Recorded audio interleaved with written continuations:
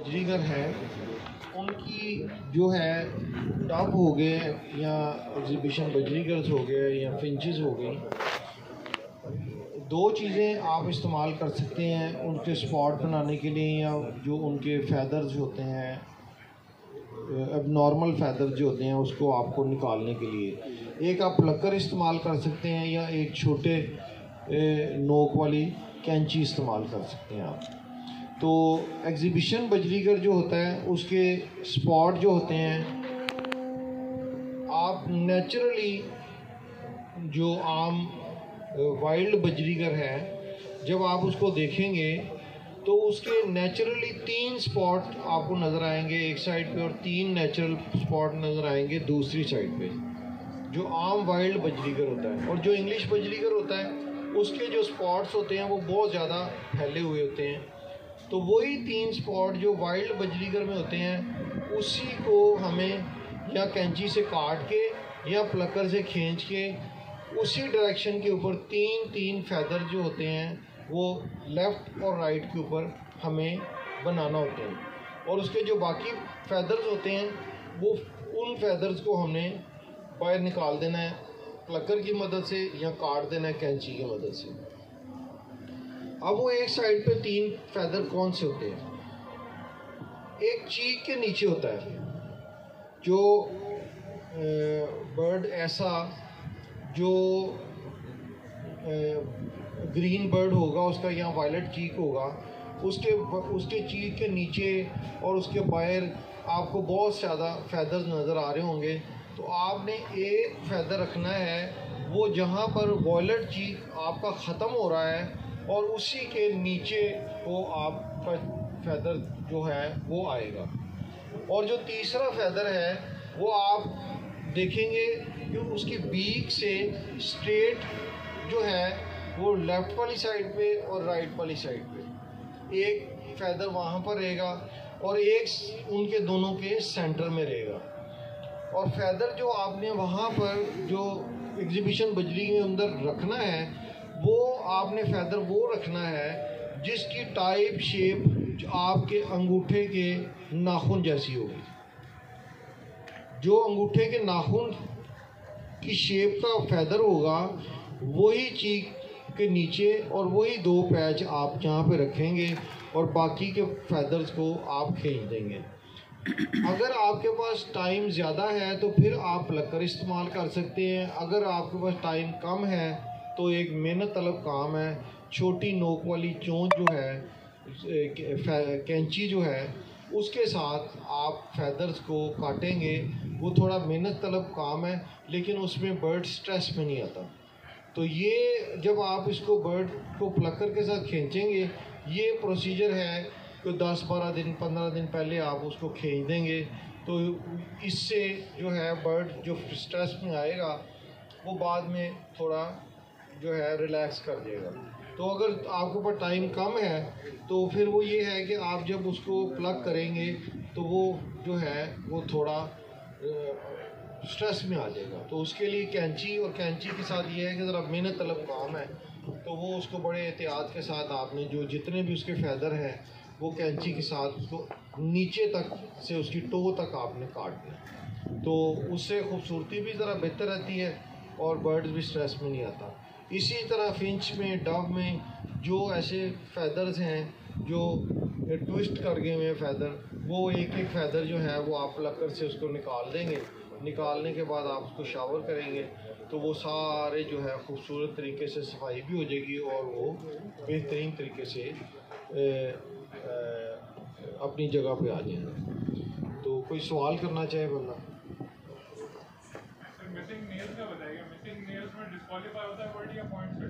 नहीं, उसके डिस्क्वालीफाई होता है एक भी नेल में से, क्योंकि जो बर्ड जो बेस्ट इन शो के लिए बर्ड क्वालिफाई करना है ना वो बेस्ट इन शो के लिए सिर्फ वही क्वालिफाई कर जा सकता है जिसमें किसी किस्म का कोई फॉल्ट ना हो।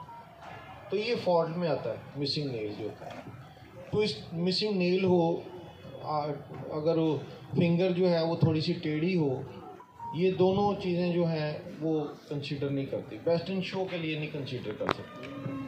अच्छा, और डव का जो शो बॉक्स है बजरीगर के हवाले से बताइएगा कि 80 to 85% वाली टेल जो ग्रो हुई है 100% ग्रो नहीं हुई है, वो क्वालिफाई कर सकता है? नहीं, वो भी नहीं क्वालिफाई कर सकता। ये अगर 85% ग्रो हुई हुई है टेल और अगर वो long flight long feather bird है तो वो जज को अगर पता ना चले तो हो सकता है, अदरवाइज 85 के मुताबिक डिस्क्वालीफाई। उसके बाद वो जज को फ़ौरन पता चल जाता है कि ये फुल ग्रो नहीं है।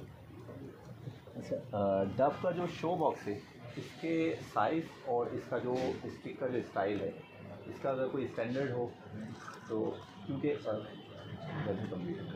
क्योंकि अभी जो जिस तरह ये बर्ड्स बैठे हुए हैं ना डव, तो इनकी टेल जो है ना वो पीछे इसकी वॉल से वो टकराती है, या तो इसका साइज़ शायद बड़ा होता हो या सिंगल स्टिक अगर हम रखें इसमें तो क्या वो एक्सेप्टेबल है इसको के लिए?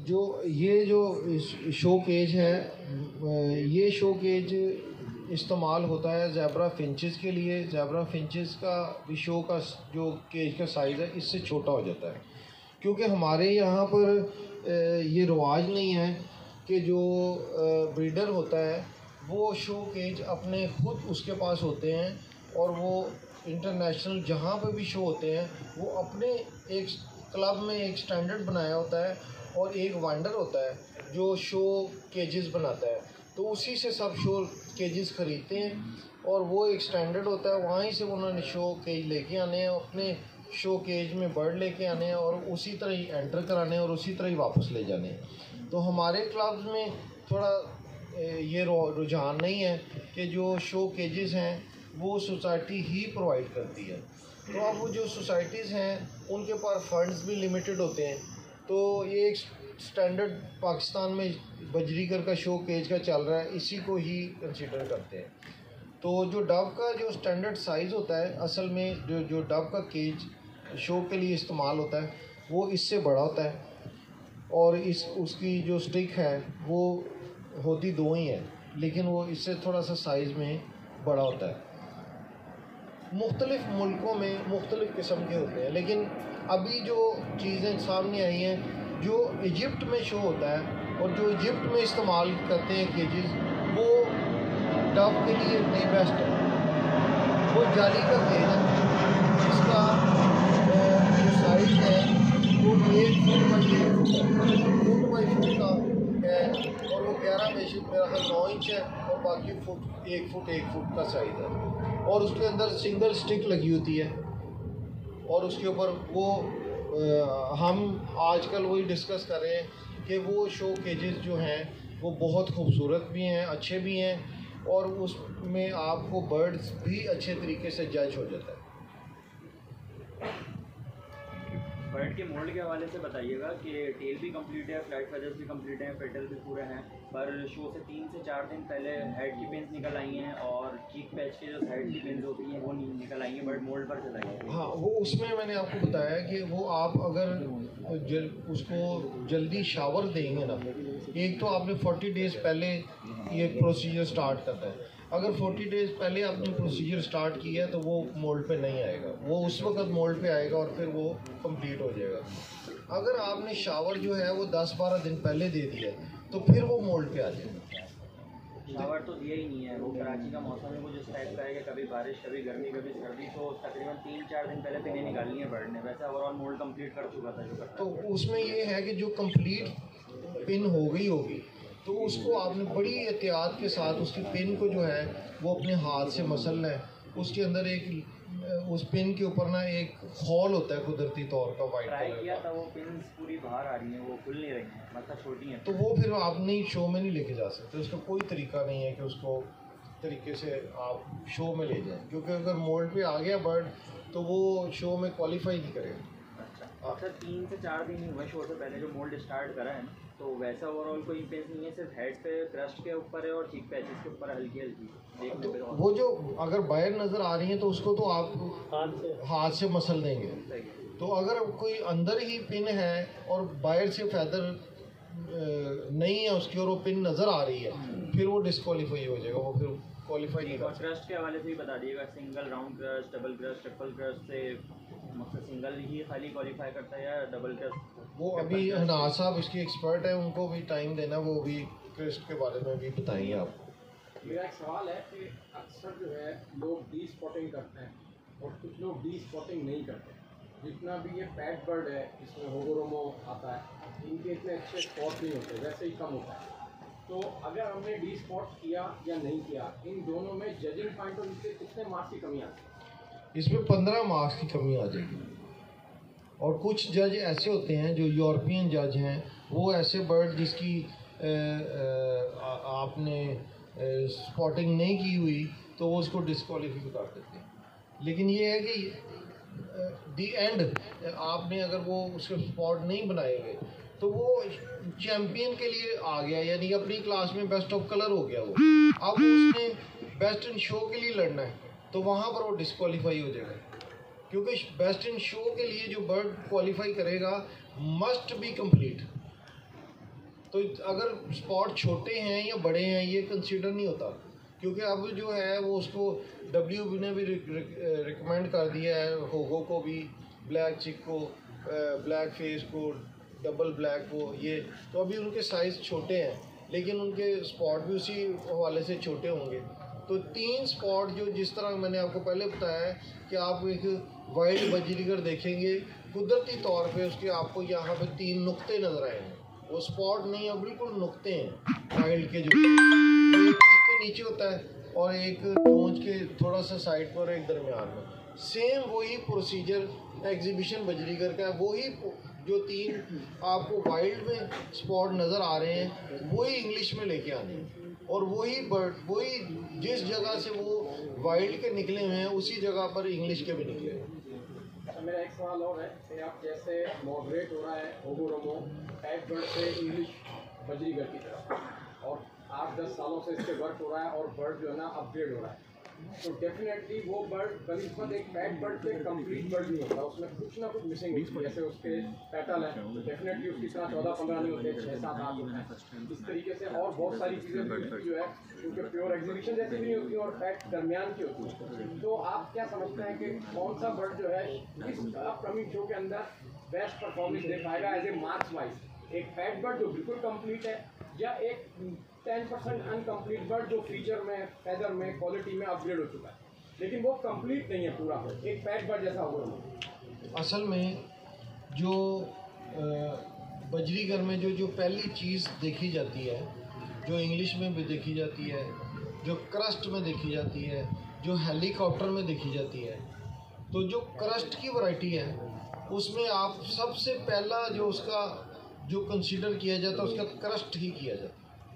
अगर क्रस्ट में कंप्लीट नहीं है या क्रस्ट हाफ क्रस्ट है या तो वो कंसीडर नहीं होगा। इसी तरह ही हेलीकॉप्टर का जो साइज़ अच्छा हो जाता है, उसका स्टांस अच्छा नज़र आ रहा है, तो ये अब सारा डिपेंड करता है जो उसको जज कर रहा है कि एक बंदे ने मेहनत की हुई है, बड़ा अच्छा उसका, अगर 2-3 फैदर जो हैं वो उसके किसी हेलीकॉप्टर की क्रस्ट में कम है तो उसको जज जो है वो कंसीडर कर सकता है कि उसका स्टांस भी अच्छा है, उसके स्पॉट भी अच्छे हैं, उसका फ्रंट क्रस्ट भी अच्छा है। अब हेलीकॉप्टर में अगर 2-3 फैदर जो हैं वो नहीं नज़र आ रहे तो वो उसको कंसीडर कर सकता है, उसको वो जिता सकता है।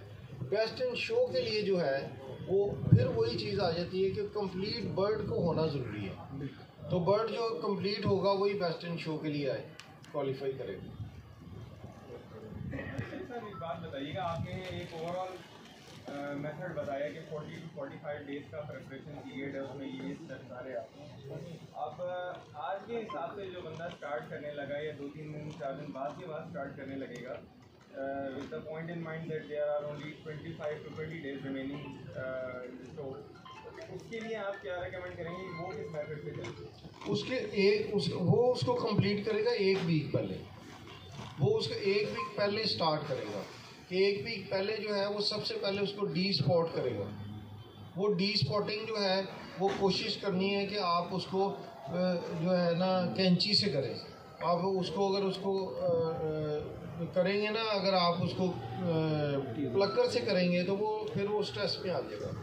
अब आप उसको करेंगे फिर उसके आप देखेंगे कि आपको उसके जो है बीक और उसके जो नाखून हैं वो अगर थोड़े से नाखून जो हैं वो आप समझ रहे हैं कि ज़्यादा लंबे हो गए हैं तो उसको आप नेल कटर से काट के और नेल फाइलर से उसकी नोक बना सकते हैं, ठीक है। इसके बाद आप उसकी बीक हो गई, ये कर सकते हैं। फिर आपको पास 4 दिन होंगे, यानी कि 3 दिन पहले आप उसको पहले शावर करेंगे, अच्छा शावर करेंगे, फिर 1 दिन पहले हल्का सा शावर करेंगे। वो उस 2 शावर में ही कंप्लीट हो जाएगा। अगर वो उसमें कोई आप समझते हैं कि डस्ट या कोई ऐसी चीज़ फ्लाइट फेदर में टेल्स में रह गई है, तो उसके लिए आप बेबी शैम्पू इस्तेमाल कर सकते हैं। अस्सलाम वालेकुम सर, क्या हाल है, कैसे हैं सर? बेसिकली मेरे 3 क्वेश्चन हैं। एक तो थोड़ी कन्फ्यूजन है, जिस तरीके से बैजीज़ एग्जीबिशन और जो ज़ेब्रा हैं वो बेसिकली पॉइंट सिस्टम पे डिफरेंट तरीके से कैलकुलेट होते हैं एज़ पर जज मेरे हिसाब से। मिसाल के तौर पे मैं आपको ये बताना चाहूँगा कि जैसे मार्किंग और कलर के पॉइंट्स हैं वो 45 to 15 है रिस्पेक्टिवली, 45 and 15, जो कि बैजीज़ में और डिफरेंट में नहीं आते। अब जैसे स्प्लिट टेल का एक बर्ड है ज़ेब्रा फिंचेस में, या साइड के फ्लैंक्स हैं, वो बैजीज़ में और हमें यहाँ पे देखने को नहीं मिलते, जो कि हम एक डिफरेंट लेवल पे खेल रहे हैं। तो ये जो पॉइंट्स जैसे आपने बताया कि ब्राइटर आई होनी चाहिए, उसकी दिखनी चाहिए, ज़ेब्रा फिंच पे इसका रिवर्स आता है कि जितना ज़्यादा वो इंग्लिश की तरफ जाएगा वो सब चीज़ें ढक लेता है, आंखें वगैरह उसकी और जो है वो। तो क्या हमें वो उसकी आई के इर्द गिर्द जो उसके फेदर्स हैं वो रिमूव करने हैं या उसको एज इट इज़ उसकी कंडीशन में रखना है? मेरा पहला सवाल ये था।